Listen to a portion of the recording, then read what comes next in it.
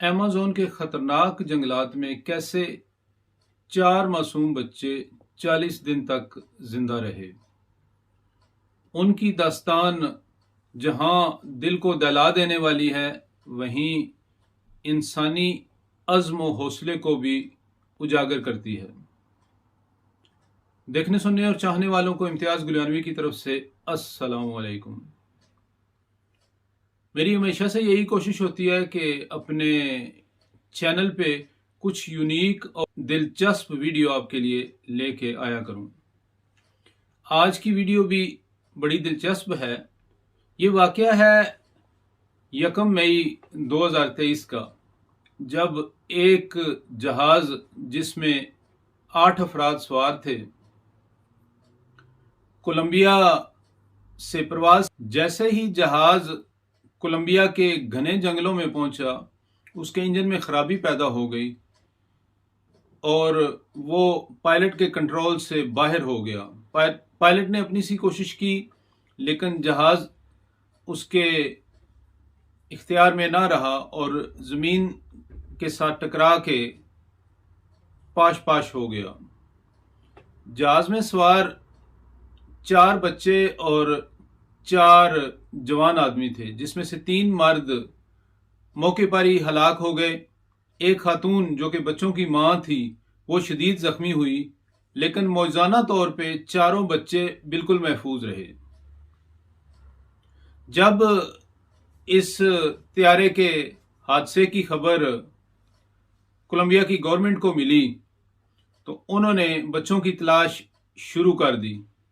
शायद आपके इल्म में हो कि अमेज़न का जंगल 7 मुमालिक में फैला हुआ है और दुनिया का घना तरीन जंगल है, जिसके सिर्फ 13 से 15% हिस्से तक आम इंसानों की रसाई है।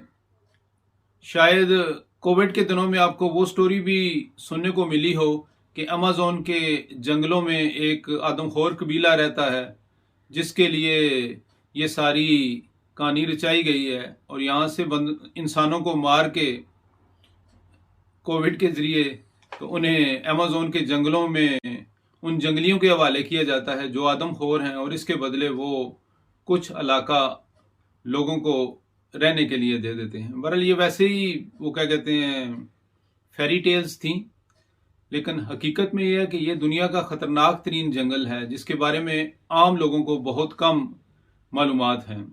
तो बात हो रही थी कि जब कोलंबियन गवर्नमेंट को पता चला कि ये त्यारा हादसे का शिकार हो गया है, तो वो इस त्यारे को ढूंढने के लिए उनकी रेस्क्यू टीमें निकल पड़ी। 100 से ज़्यादा बंदे माहिरीन खोजियों के साथ और बू सूंघने वाले कुत्तों के साथ इस त्यारे को ढूंढने लगे। तकरीबन 12 दिन की तलाश के बाद उन्हें त्यारे का मलबा और 4 लाशें मिल गईं, लेकिन बच्चों का कोई पता नहीं था। उस बात से यह साबित हो गया कि बच्चे अभी जिंदा हैं और शायद कहीं छुपे हुए हैं। ये बात जंगल की आग की तरह फैल गई।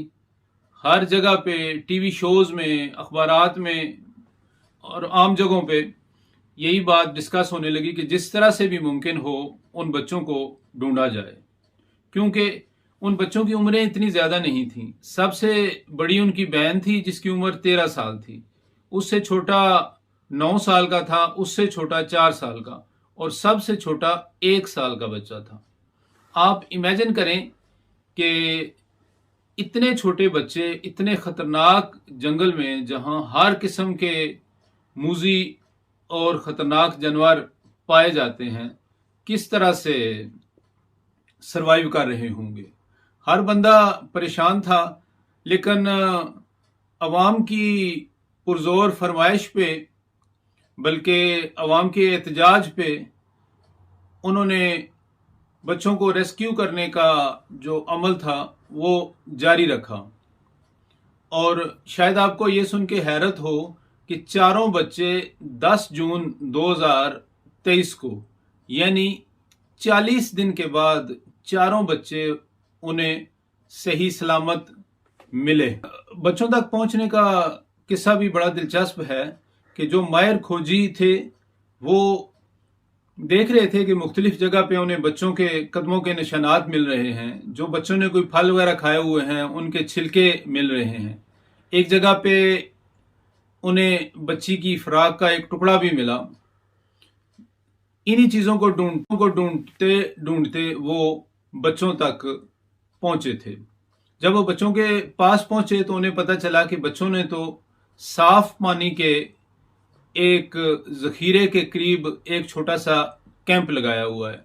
کیمپ کیا تھا؟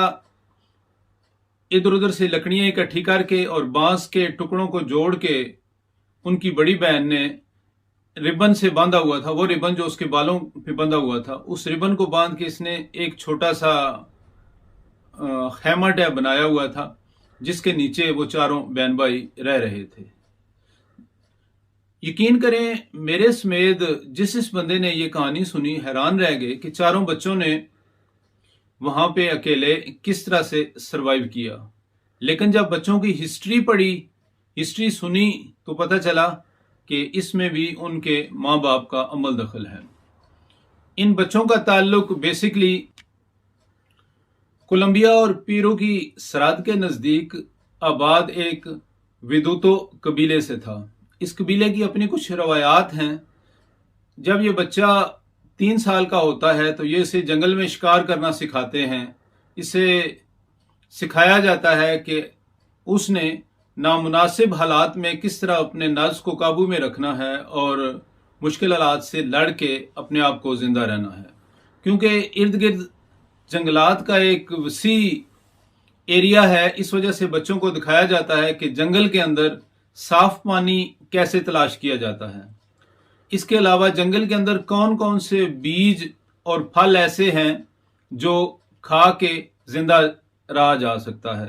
سب سے اہم بات جو بچوں کو بتائی جاتی ہے وہ یہ ہے کہ جنگل کے اندر ہی موجود ایسی کون سی جڑی بوٹیاں ہیں جو اگر جسم پہ مال نہیں جائیں تو اس کی بو کی وجہ سے کوئی جنگلی جانور آپ کے قریب نہیں آ سکتا۔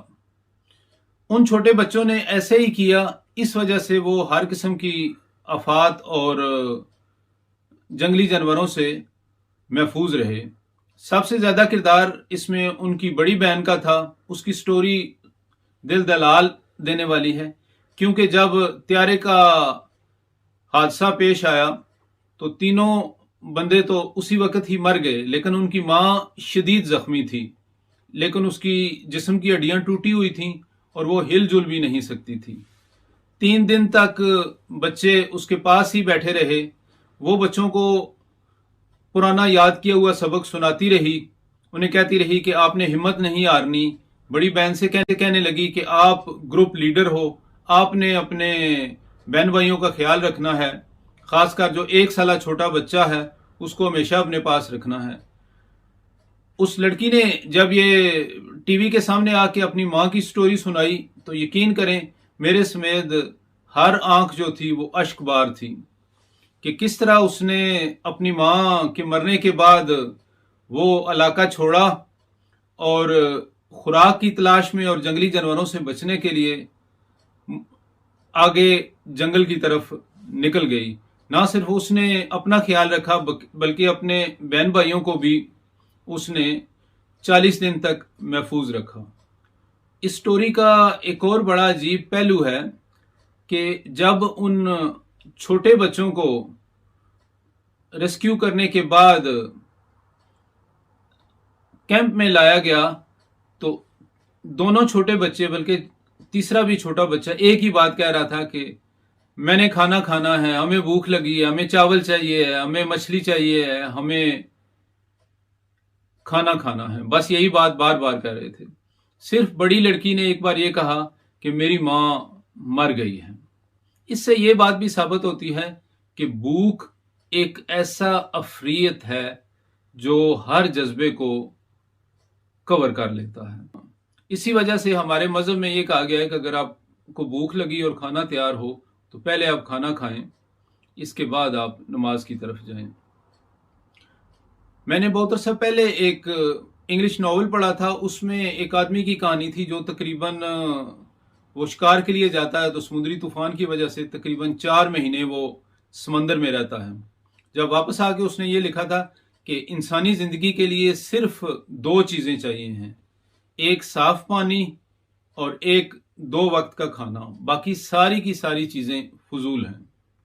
اب ہم دیکھیں کہ ہم نے اپنے اوپر آسائش کا جو ایک پہاڑ لدا ہوا ہے اور ہر وقت اس میں اضافے کی کوشش کرتے رہتے ہیں۔ کبھی ہم نے یہ سوچا ہے کہ اللہ تعالیٰ نے ہمیں کتنی نعمتیں عطا کی ہیں اور ہم بجائے ان نعمتوں پہ اللہ تعالیٰ کا شکر ادا کرنے کے، جو چیز بھی ہمارے پاس نہیں ہے ہم بس اسی کو دیکھ کے رونا روتے رہتے ہیں، بس اسی کی مالا جپتے رہتے ہیں کہ فلاں چیز ہمارے پاس نہیں ہے، فلاں چیز ہمارے پاس نہیں ہے۔ اللہ تعالیٰ نے جو بھی آپ کو عطا کیا ہے اس پہ اللہ تعالیٰ کا شکر ادا کریں اور دیکھیں کہ ہزاروں نہیں بلکہ لاکھوں کی تعداد میں لوگ ایسے ہیں جنہیں 2 وقت کا کھانا بھی نصیب نہیں۔ اللہ تعالیٰ آپ سب کے لیے آسانیاں پیدا کرے اور اپنا فضل و کرم ہمیشہ آپ کے شامل حال رہے۔ ویڈیو کے بارے میں ضرور بتائیے گا کہ آپ کو کیسی لگی۔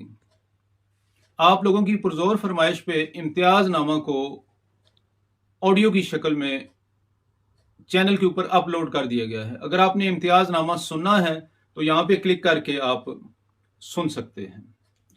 اس کے علاوہ پیغمبروں کے حوالے سے بھی مختلف ویڈیوز بنی ہوئی ہیں، اگر آپ نے وہ دیکھنی ہے تو یہاں پہ کلک کریں۔